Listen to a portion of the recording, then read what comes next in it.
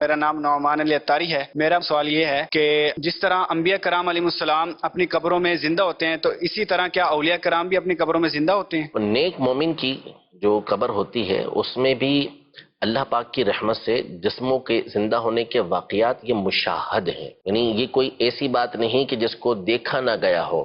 اب بھی بعض اوقات ایسا ہوتا ہے کہ برسوں کے بعد قبریں کھل رہی ہوتی ہیں اور اللہ پاک نے ان کے جسموں کو سلامت رکھا ہوا ہوتا ہے، تو اولیاء کے جسموں کو بھی اللہ پاک یہ سلامت رکھتا ہے۔ اسی طرح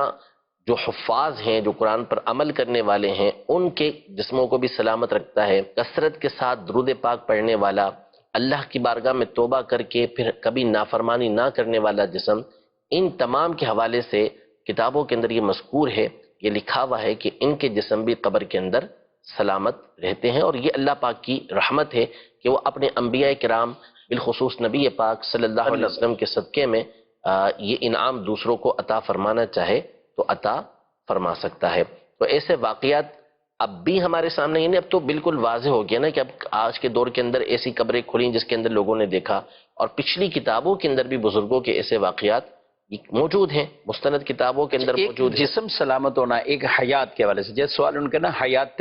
نبی اور حیات عجیب، اسی طرح جو حیات کا معاملہ ہے تو دیکھیں روح تو کبھی نہیں مرتی، ٹھیک، روح ہمیشہ یہ زندہ رہتی ہے، روح کے مرنے کا قول کرنا یہ تو گمراہی ہے۔ موت جو نام ہے وہ روح کے جسم سے جدا ہونے کا نام ہے، اس کے بعد جو روح ہے اس کا تعلق جسم کے ساتھ رہتا ہے، حتیٰ کہ کافر کا بھی رہتا ہے، اس کی روح کا بھی تعلق اس کے جسم کے ساتھ ختم نہیں ہوتا۔ جو عذاب ہوتا ہے یہ جسم اور روح دونوں کے اوپر ہو رہا ہوتا ہے، اسی طرح نیک لوگوں کے اوپر جو انعام ہوتا ہے تو وہ جسم اور روح دونوں کے اوپر ہوتا ہے، یعنی ایسا نہیں کہ اکیلی روح کو سکون مل رہا ہے، لطف مل رہا ہے۔ اسی لیے تو دیکھیں کہ جسم ہوتا ہے قبر کے اندر، روح کسی بھی مقام پر ہو، جو مختلف احادیث کے اندر مختلف جو ہے وہ روحوں کے بارے میں ہے کہ کہاں کون سی روح رہے گی، تو پھر بھی جب بندہ قبر پر جاتا ہے تو قبر کے اندر جو مردہ ہوتا ہے وہ اس کو پہچانتے ہی، حدیثوں کے اندر موجود ہے، سلام کرتا ہے تو اس کے سلام کا جواب دیتا ہے، وہ اس کا قریبی ہوتا ہے تو اس سے اس کو انسیت حاصل ہوتی ہے۔ تو یہ ساری چیزیں روح کے ذریعے ہوتی ہیں، وہ روح کا تعلق ہوتا ہے اس جسم کے ساتھ، جس کی وجہ سے جسم جو ہوتا ہے آنے والے کو پہچان رہا ہوتا ہے۔ تو حیات یہ تو ہر ایک کے لیے ثابت ہے، اب ہر ایک کے درجے کے مطابق پھر اس کے لیے حیات ثابت ہوتی ہے۔ سب سے اعلیٰ اور عرفہ جو حیات ہے وہ انبیاء کرام علیہ السلام کی، شہداء کرام سے بھی بڑھ کر حیات ہے۔ اور نبی پاک صلی اللہ علیہ وسلم نے تو واضح طور پر جب درود پاک کے حوالے سے بیان کیا تو صحابی نے جو عرض کیا تھا جی کہ آپ جب قبر میں تشریف فرما ہوں گے تو کیا اس وقت بھی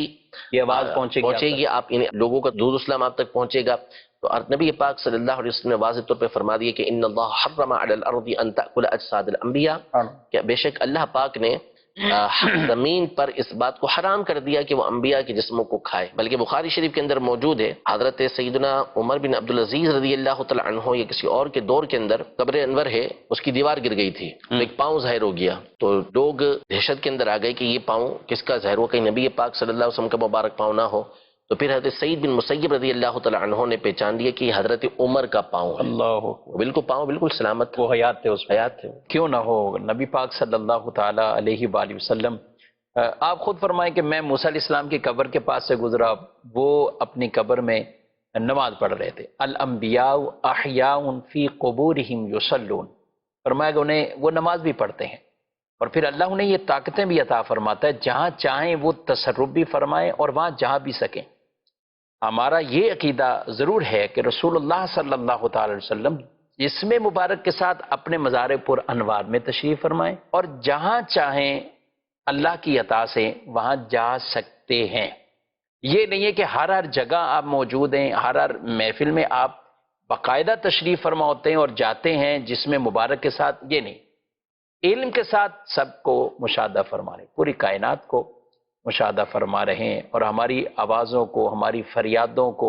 وہ باقاعدہ سنتے ہیں۔ میرے امام اعلی حضرت فرماتے ہیں دور و نزدیک کے سننے والے وہ کان، کانے لالے کرامت پہ لاکھوں سلام۔